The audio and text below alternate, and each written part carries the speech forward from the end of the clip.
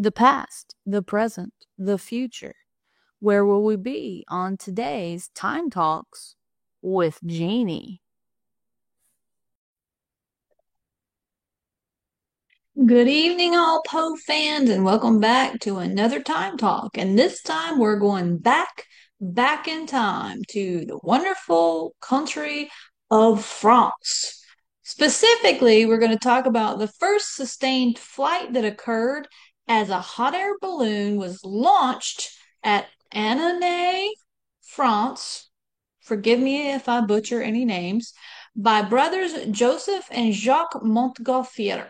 Their 33-foot diameter globe, aerostatic, ascended about 6,000 feet. So it was actually the first sustained kind of flight. Now, remember, since way back in the day with Leonardo da Vinci, people started getting fascinated with air travel or trying to leave Earth, basically. So the first aerostatic flight in history was this experiment that took place in 1783. So at long last, man could leave the surface of the earth below. So, however, that was June when they first tried it. Now, in September is the key date in history for humanity. Ever since Leonardo da Vinci, as I said, men had dreamed of flying through the air. So, in the Age of Enlightenment, these two brothers, Joseph and Etienne Montgolfier, were born in Aidrac in France. Like I said, forgive me if I butcher names. And they began to experiment with lighter than air flight in 1782, that by using a piece of fabric billowed aloft by a fire of wool and damp straw. One of their demonstrations attracted the attention of the Académie Royale des Sciences, which asked them to repeat their experiment in Paris. So in 1783, Etienne carried out an initial tethered attempt which was successful and which he repeated a second time 7 days before the demonstration in front of the king at Versailles. Unfortunately, the balloon tore open and he had to stitch it back together quickly. The balloon was made of cotton canvas with paper glued onto it both sides, measured 18.47 meters tall by 13.28 meters wide, and weighed 400 kilograms. It was named La Réveillon after Etienne's friend Jean-Baptiste Réveillon, the director of the Royal Manufacture of Printed Paper, who had designed a motif on a sky blue background decorated with the king's cipher, two interweaving L's linked with decorative elements all in gold. The demonstration was held in front of Louis XVI and the royal family in the palace forecourt, which was packed with curious onlookers. As the precaution, it was decided to use animals for the flight. Now, the interesting thing, these particular animals, at the blast of a cannon, 1 p.m., a sheep, a duck, and a cockerel entered the round wicker basket tied to the balloon by a rope. Now, a cockerel we all know as a rooster.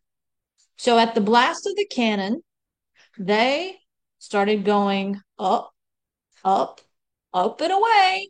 So 11 minutes later, a second cannon shot out, heralding its liftoff. Amidst stupefaction and applause, the balloon left the ground and soared 600 meters into the air.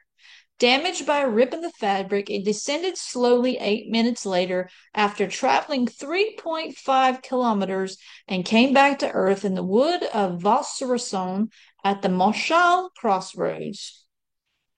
Now, Pilater de Rosière, a physician and future aeronaut, hurried to collect and examine the animals. They were, not entirely expectedly, alive. The sheep, duck, and cockerel were hailed as heroes of the air, and as a reward were given a place in the menagerie in Versailles by Louis XVI. The ladder up to the basket was now ready for the first human feat, and so, in front of the Dauphin at Chateau de la Motte, on the 21st of November, Pilater de Rosière became the first man ever to be born aloft. A new page had been written in the history of mankind. Now we're going to jump forward about, I don't know, 20, 25 years ahead. And then we find that in the immortal words of Edgar Allan Poe, we have a story about Hans Pfaall and how he unfortunately ended up with a balloon in the air. And he also had accompanied by a cat and its kittens, didn't know it. But thankfully, you'll have to read the story. But thankfully, the balloon and Hans Pfaall, uh, they they had an outcome that was preferable if you read it. So that's the story of Hans Pfaall. So check it out. Then there's also another one that Mr. Poe wrote called The Balloon Hoax. And it took place talking about the triumph of a flying machine. So Poe, being a man that loved to talk about science, had once more incorporated something that was truly put into the history books in 1783 into his stories. So, ladies and gentlemen, go and check out that the first flight for man became immortalized in 1783 and then once more kept going through Poe's words. So check out The Balloon Hoax for Poe and Hans Pfaall if you want to read more about it. But until then, and next time, we're going to talk more about history and what many feats we can find flying around. So until then, this is Jeannie, the one half of Potastic 2, saying I'm Poe out.